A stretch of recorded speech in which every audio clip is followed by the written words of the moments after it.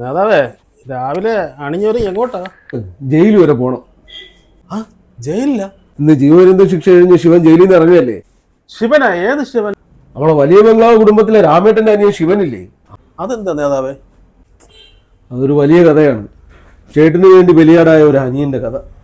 ഈ കഥ തുടങ്ങുന്നത് രണ്ട് സുഹൃത്ത് ബന്ധങ്ങൾ തമ്മിലുള്ള കഥയാണ്. എനിക്കൊന്നും മനസ്സിലായാലോ, ഒന്ന് വ്യക്തമായിട്ട് പറയൂ. വലിയ ബംഗ്ലാവിലെ രാമേട്ടന്റെ അച്ഛനും കൃഷ്ണേട്ടനും തമ്മിൽ വലിയ സുഹൃത്തുക്കളായിരുന്നു.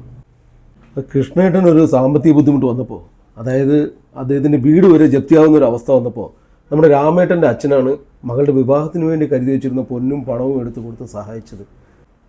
എന്നിട്ട് എന്താ, കൃഷ്ണേട്ടൻ്റെ വീട് ജപ്തിയിൽ നിന്നും രക്ഷപ്പെട്ടു.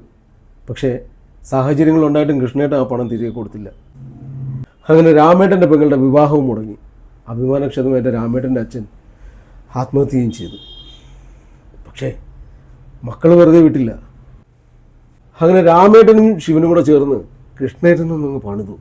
രാമേട്ടൻ്റെ ഒറ്റ കുത്തി തന്നെ കൃഷ്ണേട്ടൻ തീർന്നു. അതിവിടെ നാട്ടുകാർക്ക് എല്ലാവർക്കും അറിയാം. പിന്നെ രാമേട്ടൻ്റെ കുടുംബത്തിനെ ഓർത്ത് ശിവൻ കുറ്റം അങ്ങ് സ്വയം ഏറ്റെടുത്തു. സമയം ഒരുപാടായി.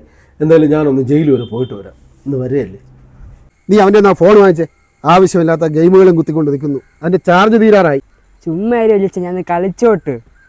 രാമേട്ടാ, ചേട്ടൻ ജയിലിൽ നിന്ന് വരുന്നതൊക്കെ ശരി തന്നെ. അത് വലിയ സിമ്പതി ഒന്നും കാണിക്കേണ്ട ആവശ്യമില്ല.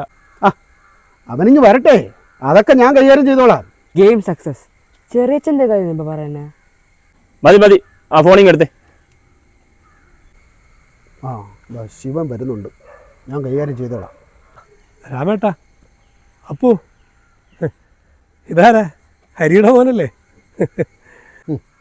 ഒറ്റ നോട്ടത്തിൽ തന്നെ നിനക്ക് ഹരിയുടെ മാനാണെന്ന് മനസ്സിലായല്ലേ? അതെന്താ രാമേട്ടാ അങ്ങനെ ചോദിച്ചാ? ഹരിയുടെ അതേ ചായല്ലേ ഇവനും? നീ എന്താടാ അപ്പോ ഒന്നും ഉണ്ടായിരിക്കുന്നേ?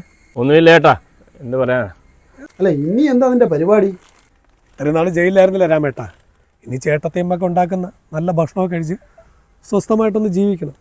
അല്ലാതെ എന്ത് പരിപാടിയാ? അതൊക്കെ അവിടെ നിൽക്കട്ടെ. അതെന്താ രാമേട്ടാ അങ്ങനെ? അല്ല, അതിൽ ചില കാര്യങ്ങളില്ലാതില്ല. രാമേട്ടാ, ഡോറ് തുറക്ക് വണ്ടിയുടെ. എനിക്ക് ആദ്യം ഒന്ന് കുളിക്കണം, എന്നിട്ട് വേണം ഭക്ഷണം കഴിക്കാൻ.